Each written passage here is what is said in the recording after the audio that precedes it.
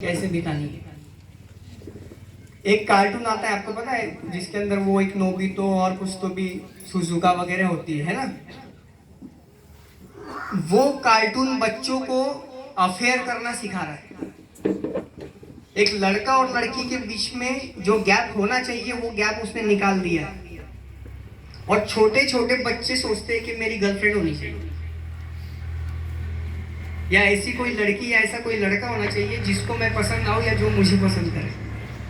और हम उसको दिखा रहे हैं, देख बेटा। तो हम खुद उनके हाथ में जहर दे रहे हैं। सो कार्टून दिखाने वाले पेरेंट्स ये मत समझो कि मेरा बेटा कार्टून देखता है तो कुछ गलत नहीं है, वो ज्यादा गलत है। और अभी बहुत सारे मुस्लिम्स ग्रुप है जिन्होंने उनका सिलेबस भी कार्टून में कर दिया है ना। बहुत सारे यूट्यूब पे आप देखोगे, बहुत सारी नात आती है, पोइम्स आती है जो उर्दू में होती है, वो भी कार्टून के लाइन फॉर्म में देते हैं। तो वो ठीक है, आप वो देख सकते हो, लेकिन उसकी भी लिमिट होनी चाहिए। सो सबसे पहली चीज, अगर आप चाहते हो आपके बच्चे मोबाइल कम करें, मोबाइल से दूर हो जाए, तो आपको बिल्कुल कंट्रोल करना है। जो जरूरी इंपॉर्टेंट कॉल हो वही उनके सामने रिसीव करो, जो इंपॉर्टेंट मैसेज हो वही उनके सामने देखो। गैर जरूरी हो तो कोई देखने की जरूरत नहीं है। फिर आप घर से बाहर जाते हो, जब आपके साथ में आपके बच्चे नहीं है, तब आप यूज कर सकते हो अगर आप उनको बचाना चाहते हो। लेकिन घर में आने के बाद बिल्कुल आपको मोबाइल यूज नहीं करना है, बिल्कुल भी नहीं करना है। तो ये सिंपल सी चीज है, और इसके ऊपर कोई हायर एजुकेशन नहीं है कि मोबाइल से कैसे दूर रहा जाए। जो चीज आप बच्चों में डालना चाहते हो वो खुद के अमल में लेके आओ।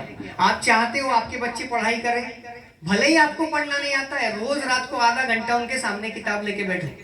इंशाअल्लाह वो बच्चा आपका कुछ दिन बाद बोलेगा मेरे को भी किताब चाहिए। और देख लो, बच्चे जब छोटे होते हैं, जब अम्मी किचन में कुछ बेलन से लाट रही है तो वो आते और बोलते मेरे को भी दे रोटी करने के लिए, बनाने के लिए। जब अब्बा कुछ लिखते तो बच्चा आता है और बोलता मेरे को भी पेन दो लिखने के लिए, हम उसको दूर करते चल हट। मतलब वो अच्छी चीज सीखने के लिए आया, आपने उसको इरिटेशन की वजह से दूर कर दिया। तो ऐसे टाइम पे उसको पेन दो, 10-20 रुपए की नोटबुक दो, उसको बोलो क्या बनाना है बना। ऑटोमेटिकली उसके अंदर स्टडी करने की हैबिट डेवलप हो। बिल्कुल आसान है, बिल्कुल सिंपल है, हम लोग उसको टफ कर देते हैं। तो ये चीजें प्रैक्टिकल आप करोगे, इंशाल्लाह आपको इसमें बहुत अच्छा फर्क मिलेगा। पेरेंट्स कैसे होते पता है आपको? आजकल के पेरेंट्स दो टाइप के, जानना है आपको कौन से टाइप के? एकदम सिंपल फॉर्म में समझाता हूं आपको। आपने मक्खी देखी, मक्खी, और एक होती है मधुमक्खी, है ना। मक्खी कहां पर मिलती है? कहां पे मिलती है? हमेशा कचरे में मिलती है। तो एक पेरेंट्स इस मक्खी की जैसे है, जो हमेशा अपने बच्चों में नुक्स निकालते हैं, हमेशा उसमें से कुछ ना कुछ बुराई ढूंढेंगे बस। मतलब उसमें 10 अच्छी बातें होगी तो 10 को साइड में हटा देंगे, और एक बुरी आदत होगी उसको फोकस करेंगे। और अल्लाह ताला क्या बोलता है? तुम जैसा तसव्वुर करोगे, तुम जिस चीज पे ध्यान दोगे, मैं तुम्हारी जिंदगी में वो बढ़ा दूंगा। तुम बुराई पे ध्यान देते हो, वो अल्लाह बुराई बढ़ा देता है। तो उसकी 10 बुराइयां भी होगी ना, तो 10 बुराइयां मत देखो, उसकी एक अच्छाई क्या है उसको ढूंढो और उस पर काम करो। इंशाअल्लाह वो बच्चा उस एक अच्छाई के दम पर ही जिंदगी में इतना आगे चला जाएगा कि उसकी सारी बुराइयां पीछे हो जाएगी।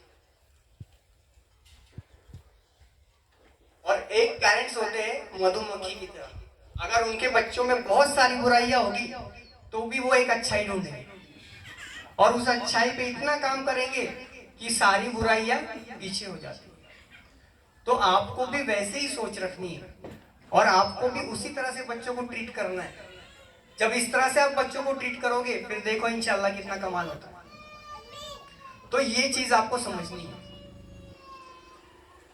बच्चों के जो माइंड होते हैं वो 4 टाइप के होते हैं। मैं आपको बताता हूँ, आपको समझ में आएगा कि हाँ मेरा बच्चा इस तरह से है। सबसे पहले होते हैं एक्टिव। एक्टिव मतलब ये ऐसे बच्चे होते हैं कि हर काम में आगे, बिना बोले ही कुछ नहीं कर लेंगे, सिर्फ उनको एक बार बता दो कि समझ जाएंगे। दूसरे होते हैं प्रोएक्टिव। प्रोएक्टिव मतलब जो आपको भी नहीं समझता ये उनको समझेगा। आजकल देखो ऐसे भी बच्चे कि गलती से अगर हमारे मोबाइल का रिंगटोन चेंज हो जाए तो हमको लगाते नहीं आता वापस, उसको बोलो वो बराबर लगा देगा।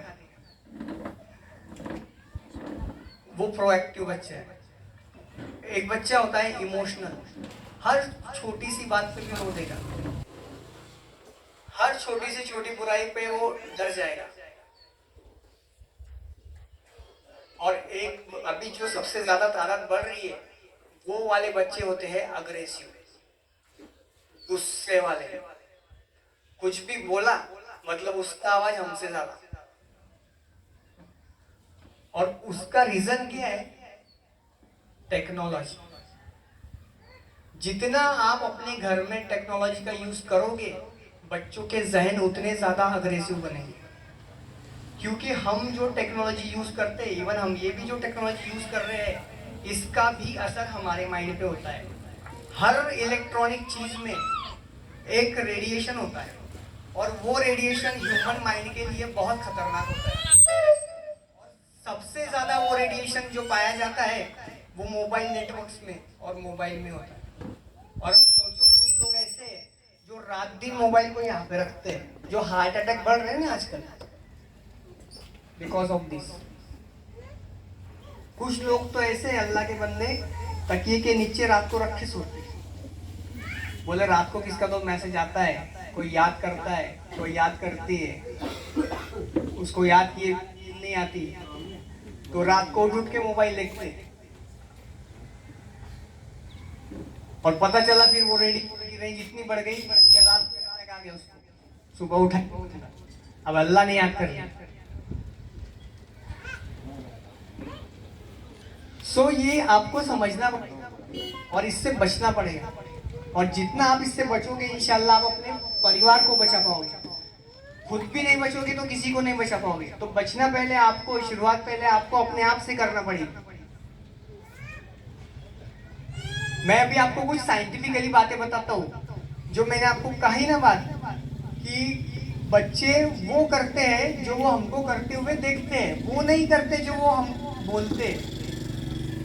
बच्चों का हमारी बात ना मानने का और 2 वजह होती है, वो वजह भी मैं आपको बताता हूँ। और it is also scientific reason. First, talent. Talent का मतलब बता पाएगा कोई? What is the meaning of talent? किसको बोलते हैं टैलेंट मतलब क्या? टैलेंट मतलब होशियारी, है ना? सो एक एग्जांपल मैं आपको देता हूँ इस बात को समझाने के लिए, आपको समझ में आएगा। इमेजिन करो आपने एक नया बहुत माशाल्लाह बड़ा घर बनाया और आप और आपकी बीवी घर में आए हो और अब आप डिसाइड कर रहे हो कि हमारे को किस तरह से कलर करना है, बेडरूम में कौन सा रंग देना है, किचन में कौन सा देना है, हॉल में कौन सा देना है। तो आप दोनों ऐसा चॉइस कर रहे थे और वहां पर आपके घर में एक लेडीज जो बर्तन मांजने का काम करती है वो आती है और वो आपको बोलती है कि बाजी ऐसा करो, बेडरूम में ना पिंक कलर लगाओ और किचन में ब्लू कलर लगाओ। तो मुझे एक बात बताओ, आप उस काम करने वाली की बात मानोगे क्या? यस और नो? नहीं मानेंगे ना? क्यों नहीं मानेंगे? क्योंकि वो काम वाली है, हमसे छोटी, उसकी क्या बात मानेंगे?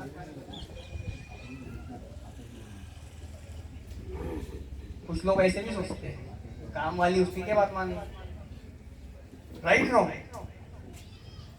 अब इमेजिन करो वही सिचुएशन है, आप और आपके हस्बैंड बैठे हो। अब उस काम वाली की जगह क्या हुआ, वो इंसान आया जो पेंटिंग का काम करता है। 100 200 300 रुपए रोज से पेंटिंग का काम करता है। अब वो आपको बोल रहा है सर किचन में ये नहीं वो कलर लगाओ, बेडरूम में ये नहीं वो कलर लगाओ, आप उसकी बात मानोगे या नहीं मानोगे?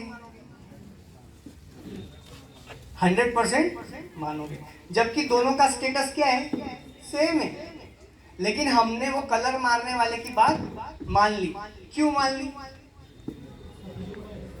वेरी गुड, तजुर्बा है उसको, उसका टैलेंट है,